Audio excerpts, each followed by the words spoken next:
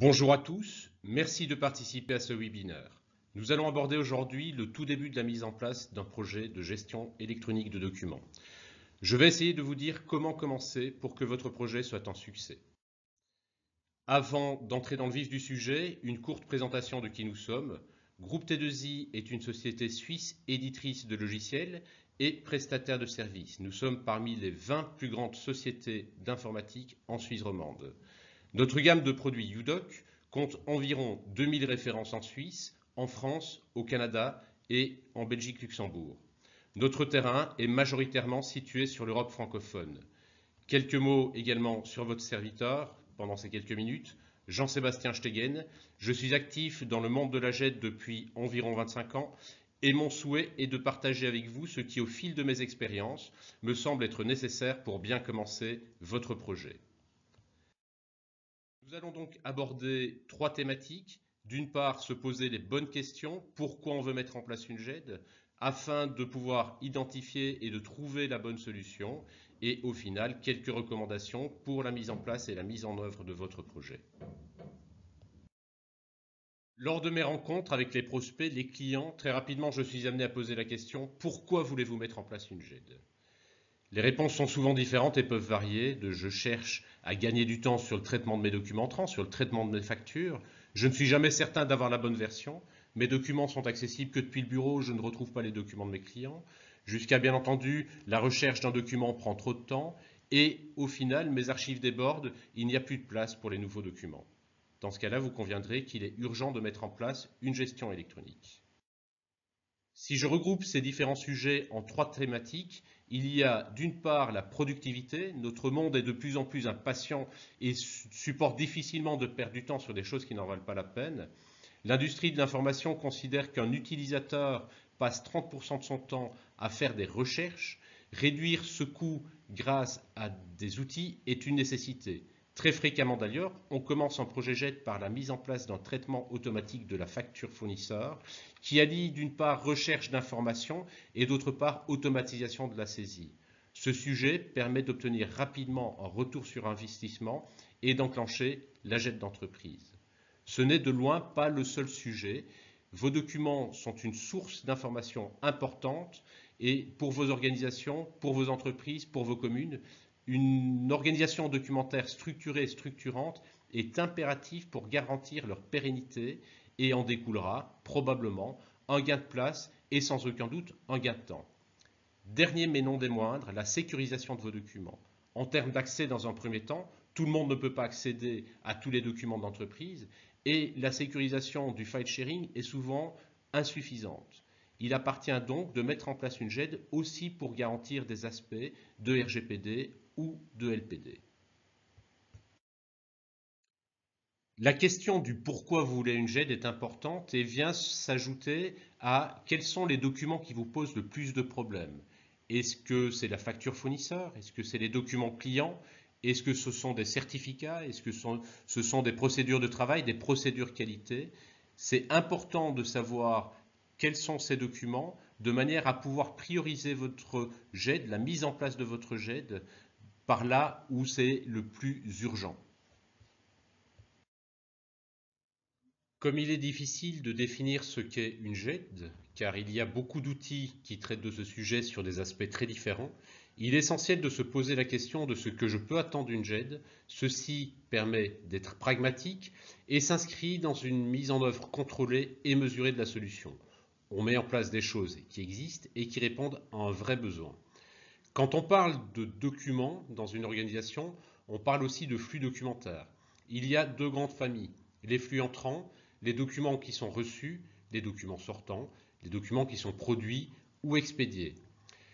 Dans ce qui rentre comme document, on peut les distinguer en structurés ou semi-structurés, c'est-à-dire les formulaires, demande d'adhésion par exemple, bon de commande, ou les factures qui sont aussi des formulaires.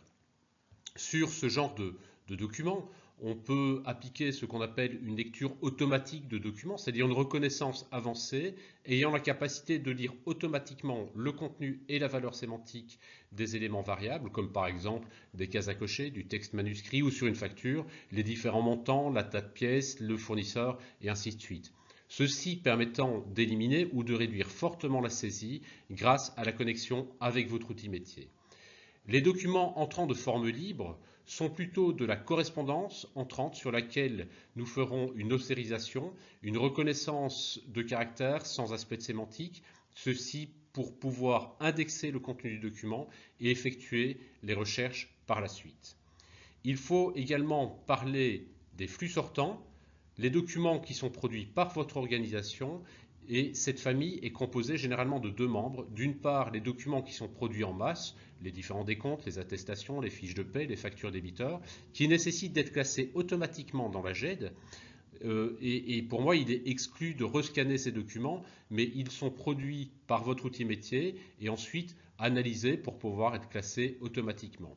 Enfin, il y a bien entendu tous les documents unitaires, les différentes correspondances qui sont émises, les procédures qualité, les documentations diverses que vous stockerez dans la GED avec votre outil de bureautique préféré qui va permettre de faire l'édition et de pouvoir faire le classement automatique. Tout ceci, on a vu qu'au quelque part, on dématérialisait ou on ne matérialisait pas un certain nombre de documents, doit être véhiculé à travers un flux, un workflow. Cette conduite, cette circulation des différents documents va être faite par l'intermédiaire de tâches qui doivent être faites par les utilisateurs en adéquation des fonctionnalités traditionnelles, telles que la recherche, qui fait partie des fonctionnalités les plus importantes, et pourquoi pas de la mise en place de valeurs probantes de vos documents. Nous avons vu les trois questions. Pourquoi mettre en place une GED? Quels sont les documents qui posent le plus de problèmes? Qu'est-ce que je peux faire avec une GED? Nous sommes donc en mesure maintenant de trouver la solution qui nous convient. Trouver la solution, fondamentalement, c'est savoir acheter. Non pas dans le sens où j'achète forcément le moins cher et je négocie le rabais le plus important, mais dans le sens où savoir acheter, ça revient aussi à savoir ce qu'on veut. Si je fais une analogie de la vie courante, lorsque je vais acheter un véhicule, par exemple un véhicule électrique, je m'adresse à un ou plusieurs vendeurs, je lui demande ce qu'il a à disposition, il a le bleu, le jaune et l'orange à tel prix, et je lui demande pour faire un essai sur route, et selon l'essai concluant ou pas, je vais acheter une voiture, probablement en fonction du garagiste, en négociant le prix. Pour un outil informatique, un outil GED, c'est pareil. Les trois questions qu'on s'est posées en amont permettent d'établir un cahier des spécifications fonctionnelles, un cahier des charges. Celui-ci va me permettre de faire ce qu'on appelle une request for information, c'est-à-dire poser la question à plusieurs fournisseurs s'ils sont capables de répondre fonctionnellement aux besoins que j'ai dans mon entreprise par rapport à ce que je cherche en termes de gestion électronique de documents. Suite à ça, ceux qui auront la capacité de répondre à ce que j'attends on va leur demander le prix, combien ça coûte de mettre en place ça. Et quelque part, c'est les deux premières étapes qu'on a quand on fait le choix d'une solution. Vient ensuite une étape qui pour moi est importante, mais que j'ai quand même mis en trétillé parce que tout le monde ne le fait pas forcément, c'est l'étape de proof of concept.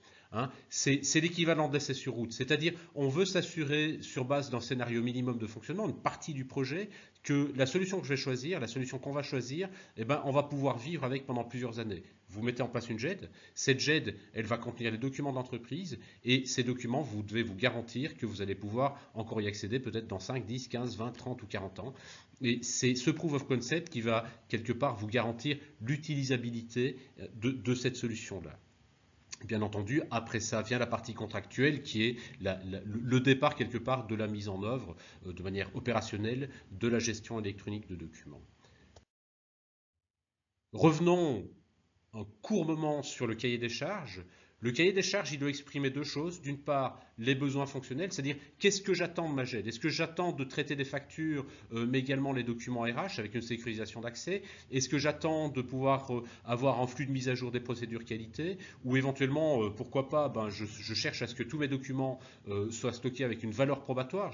Je veux pouvoir utiliser ça devant un tribunal le cas échéant, mais également il faut préciser les besoins non fonctionnels, c'est-à-dire décrire quelque part le contexte dans lequel la GED va venir s'intégrer. C'est l'outil métier que vous utilisez, c'est les plateformes d'operating system, c'est éventuellement toute la partie bureautique également, Et puis, chose essentielle et importante, c'est de savoir, dans votre contexte, dans votre volume documentaire, quelles sont les performances de l'outil que vous allez choisir. Donc ça, ce sont des questions qui ne sont pas forcément des questions fonctionnelles, mais qui sont des questions qui sont essentielles pour choisir l'outil et en termes de fonctionnement et de vie au quotidien avec cet outil.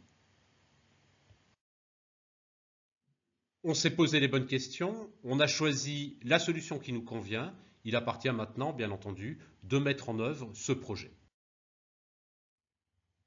Alors, pour la mise en place d'un projet GED, il y a quelque part deux règles d'or. La toute première, c'est qu'on avance étape par étape. On ne va pas faire un Big Bang, on ne va pas mettre en place la GED tout d'un coup pour tout le monde sans trop se poser de questions. Au contraire, il est important de segmenter, de séquencer ce projet. Et la manière d'avancer, c'est de commencer par là où ça fait mal.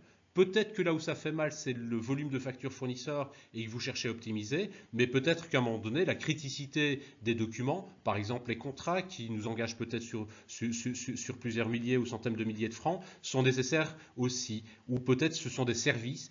Eh bien, la recommandation que je vous fais, c'est vraiment de commencer là où le bas blesse, là où ça fait mal, là où c'est le plus utile, et puis d'avancer ensuite sur les autres étapes. Pour la mise en œuvre de ce projet, ce qui est important également, c'est de définir les bonnes ressources, les bonnes équipes, les bons acteurs. Un de ces acteurs qui est un acteur essentiel, c'est le sponsor, c'est-à-dire une personne suffisamment bien placée sur un plan hiérarchique que pour faire avancer le projet en cas de blocage, mais également communiquer sur ce projet et quelque part pousser un petit peu à l'avancement de ce projet-là. Ces projets sont des projets qui nécessitent d'être pilotés. On traite des sujets qui sont quand même sur des technologies des fois assez impressionnantes et assez intéressantes. Donc c'est important de mettre en place une solution et d'avoir une approche qui est très pragmatique et qui répond à un vrai besoin. Et pas vouloir faire quelque chose qui est à l'état de l'art simplement parce que c'est joli. On fait des choses parce que c'est utile. Les équipes de réalisation, bah, c'est toutes les personnes qui vont travailler et qui vont graviter autour de ce projet. On retrouve d'ailleurs des utilisateurs dans les équipes de réalisation parce qu'à un moment donné, on va devoir les interroger pour savoir ce qu'il faut mettre en place pour eux. Et chose importante, c'est d'inclure très rapidement les utilisateurs pour faire très tôt du change management. On change de paradigme, on change d'une gestion peut-être papier à une gestion électronique. Donc c'est important d'inclure l'utilisateur et de lui apporter ce changement progressivement. Voilà, on en arrive à la conclusion.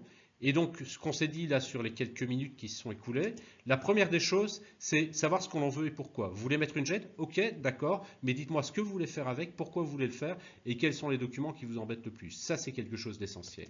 Deuxième point, c'est identifier les différents acteurs, identifier les sponsors, celui qui va permettre de faire avancer le projet, les personnes qui vont piloter ce projet, les équipes de réalisation et les utilisateurs qui vont en bénéficier.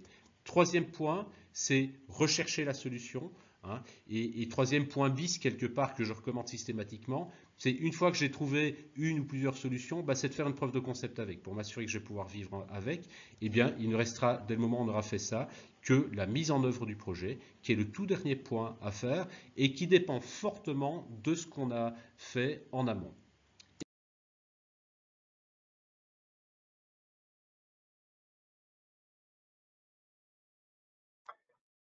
Voilà, donc si vous avez des questions, n'hésitez pas à les poser, c'est avec plaisir qu'on y répondra.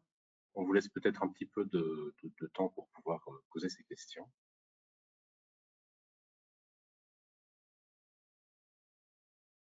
Apparemment, il n'y en a pas pour l'instant.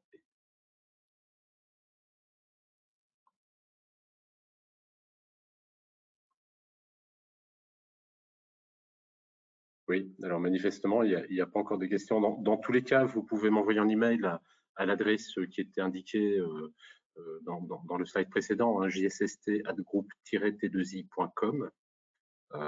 C'est avec plaisir qu'on répondra aux questions éventuelles que vous avez.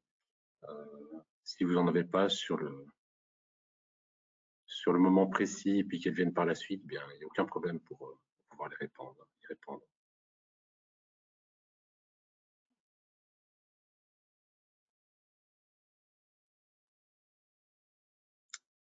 On vous laisse encore quelques minutes si jamais.